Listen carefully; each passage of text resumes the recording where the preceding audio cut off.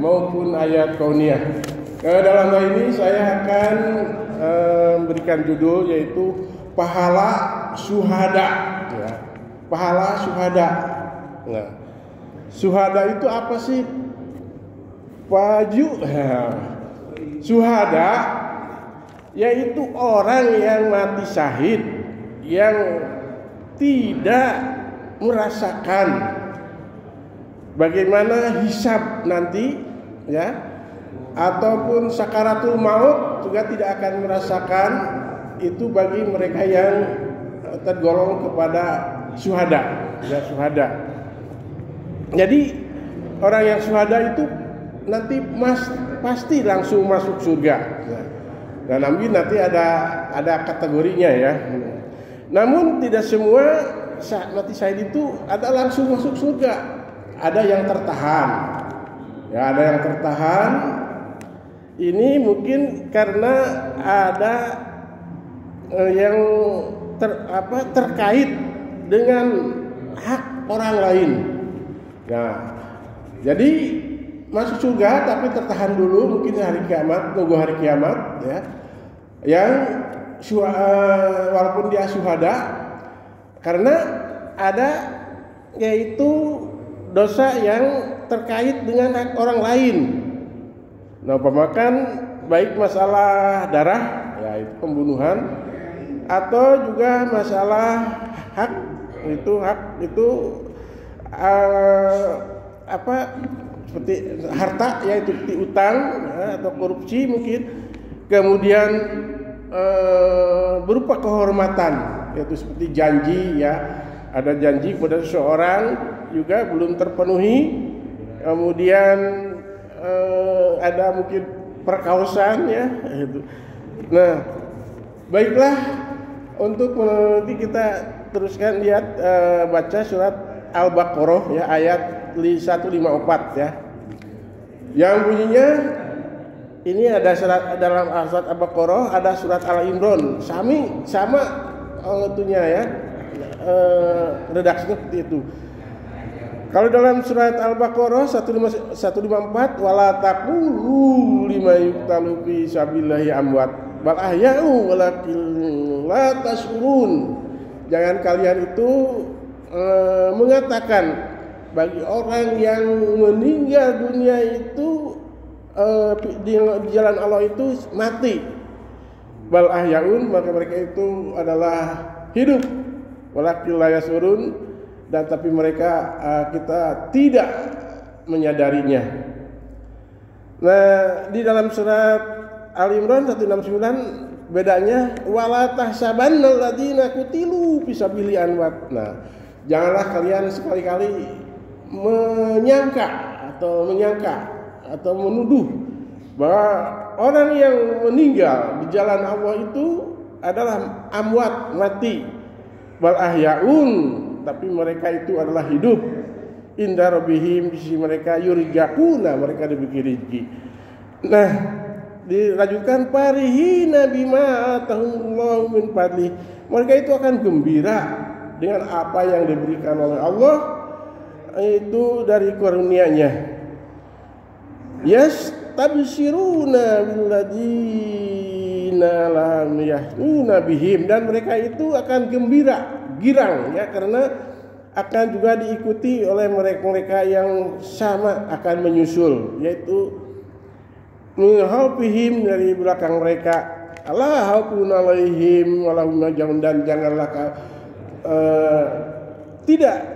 takut, kata alaihim, bagi mereka, walahum yahzanun walahum yahzanun, dan mereka itu tidak akan bersedih hati. Nah, ini jadi tadi tentang yang mati syahid, ya, itu tidak semua langsung masuk surga, ya, ada tertahan, ya, karena mereka itu tersangkut dengan hak-hak orang lain. Nah, kemudian di sini Rasulullah SAW bersabda, ya, di dalam riwayat an Abdullah bin Amrin bil As, anna Rasulullah SAW qala, Rasulullah SAW bersabda, yang faru syahidi kulu danbin, akan diampuni seluruh dosanya orang yang syahid, illa dain, kecuali utang. Utang itu dalam bentuk yang luas, utang uang atau utang kepribadian atau utang penghargaan, tidak, dan lain sebagainya. Itu akan diperhitungkan oleh Allah Subhanahu. Nah, untuk menjadi kita seorang syahid, tidak semestinya kita membabi buta, ingin langsung mengangkat senjata ikut berperang. Tidak seperti itu. Mati syahid itu bisa saja jika dilakukan sesuai dengan proporsinya, proporsinya. Jadi tidak langsung. Yaitu kita umpamakan saja mati karena sakit perut. Nah, itu bisa saja, itu mesti syahid. Karena mungkin saja akan yang dimakan kita itu adalah tujuannya baik, tapi malah sakit perut. Atau mungkin sedang melahirkan. Nah, ini ibu-ibu melahirkan anak itu insya Allah masih syahid.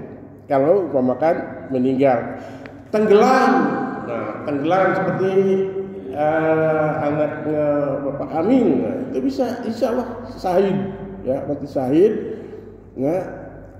Kemudian tertimpa benda, atau mungkin saja sedang menuntut ilmu.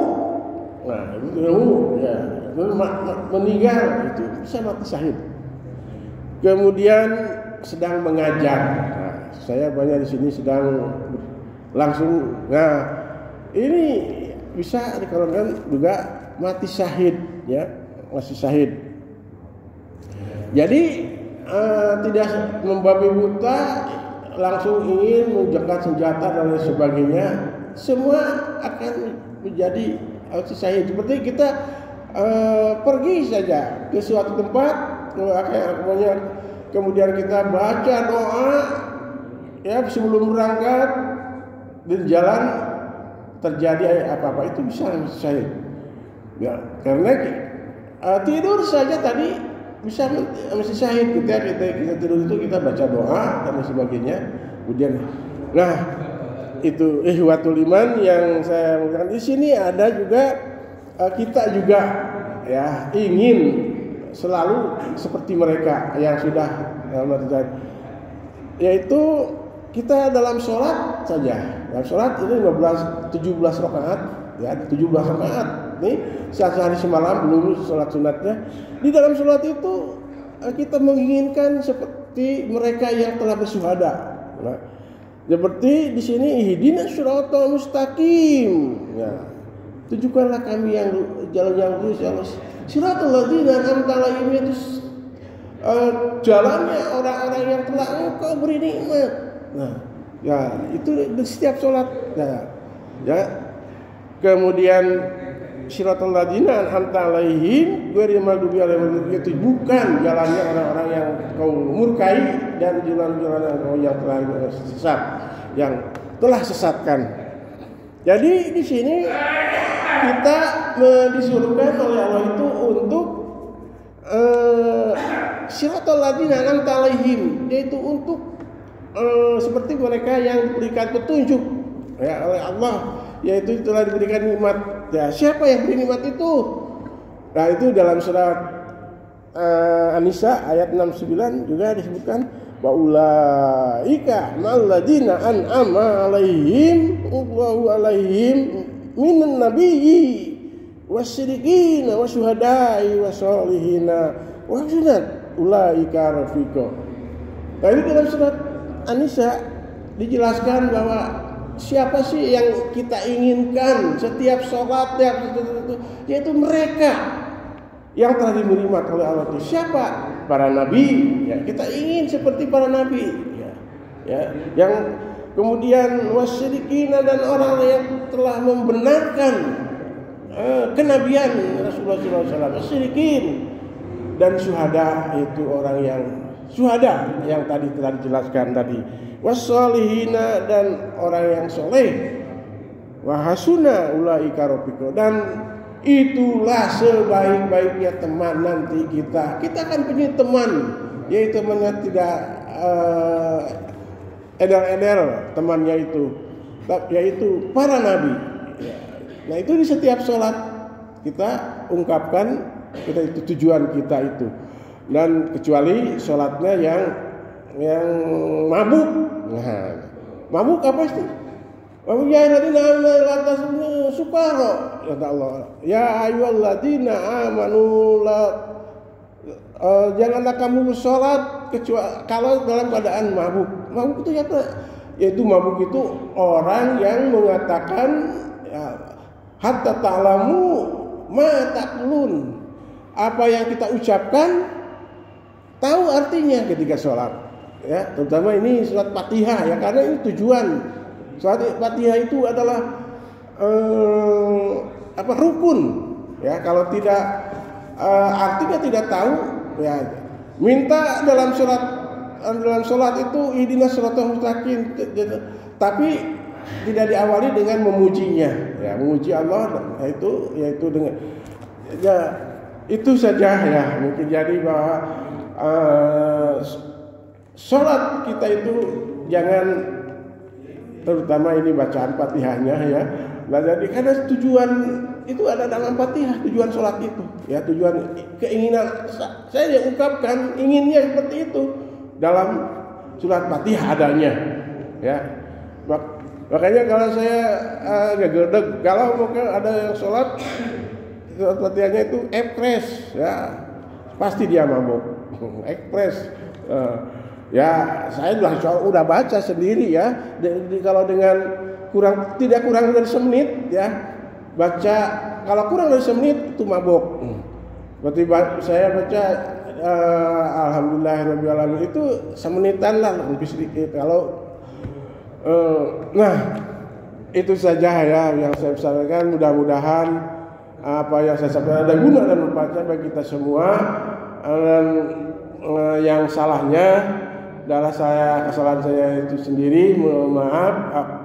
Qulu qouli hada astaghfirullahi walakum ya.